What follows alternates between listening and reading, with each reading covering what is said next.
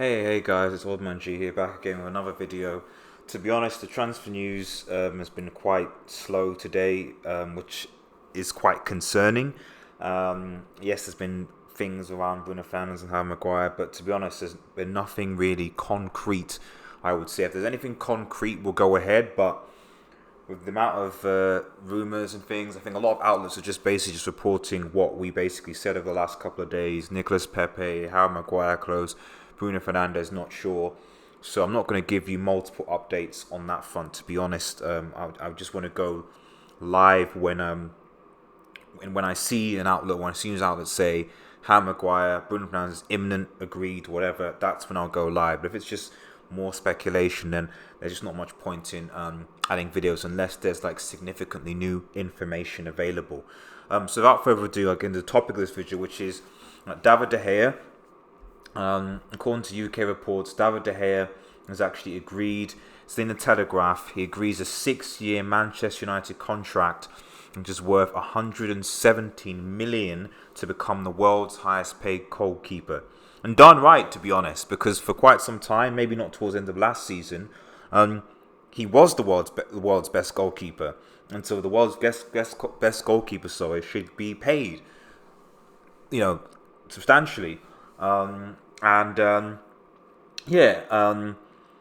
negotiating for so long, after being neither here nor there on committing his future to Manchester United, it seems that essentially when United come back from pre-season, they will announce David De Gea's 6-year contract being worth about £375,000 a week, which is almost on par, probably similar to Alexis Sanchez, who's also on the amount. And frankly, David De Gea deserves to be on what Alexis Sanchez is, if not double, to be honest, because he's provided a lot, and Alexis Sanchez so far has not, for the amount of money that he's being paid.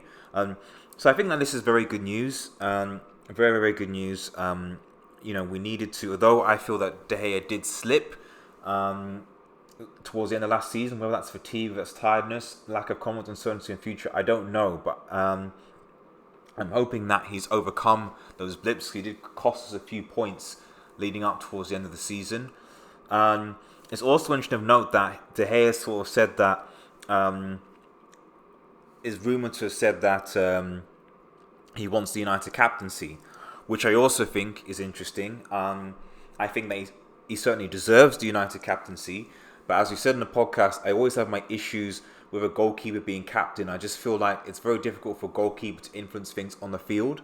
I'm not saying that he shouldn't be captain, but I just think that a captain should be someone that's more in the field of play, like a centre-back or possibly like a midfield player. A goalkeeper, yes, okay, I guess they can shout from the back, but there's not a lot else that they can, I wouldn't be against the idea. I just think that for me personally, and this is irrespective of if De Gea's in goal or not, a captain should be more field.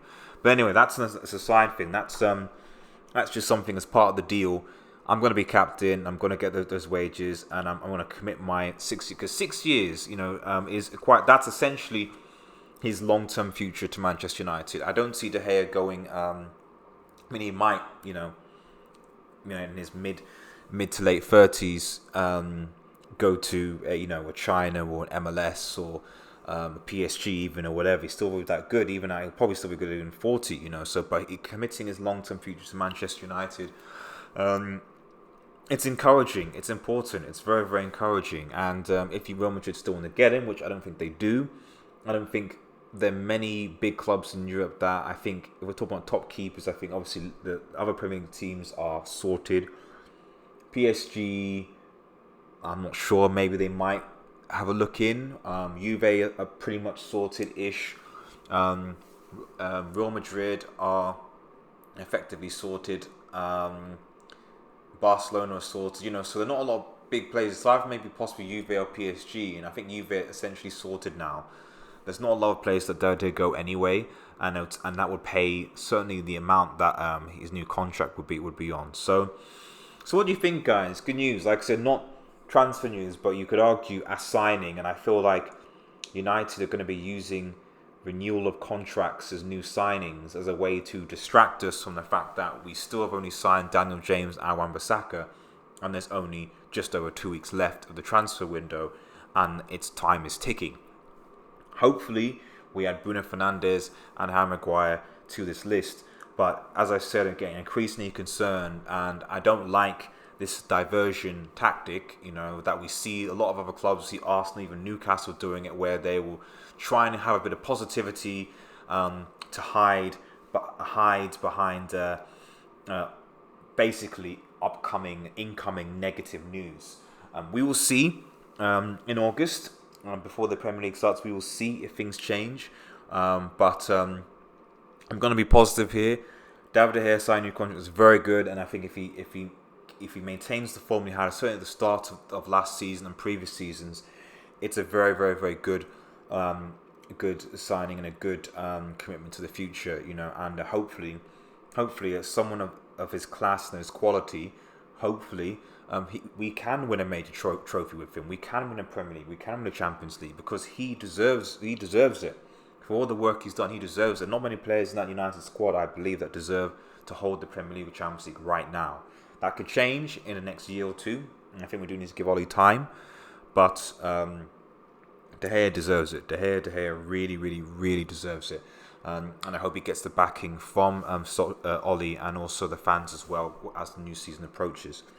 So, what do you think, guys? Please like, share, and subscribe to Red Devil Studio. Follow us on Twitter at WeAreUnitedX. Guys, you reached 400 plus subscribers. Thank you so much. This has only been going on for basically about a month, maybe up to a month, I think now. And we've reached 400 subscribers. There have been so many videos that have gone, I would quote and say, viral, attracting you guys. Really, really, really appreciate the support. Hit that like button, share, subscribe, tap that notification button to get the latest news as well. Stay tuned. We've got a lot of things, increasingly things more planned as the Premier League season approaches. When we get to 500 subscribers, I'll have something even special. We'll be doing our 500 hopefully next week, maybe even this week, depending on how things go. We'll get that 500 subscriber special live, and hopefully there'll be a bit of a giveaway as well. Bit of a competition to spice things up as we continue to push for 1,000 subscribers. Keep supporting the channel, guys. Really appreciate it. If you want to help as well, we've got a PayPal account. It's on the icon just to the right of the banner, the small P. Some donations, contribution would be greatly appreciated as well. Thank you so much for listening, guys. Have a nice evening and cheers.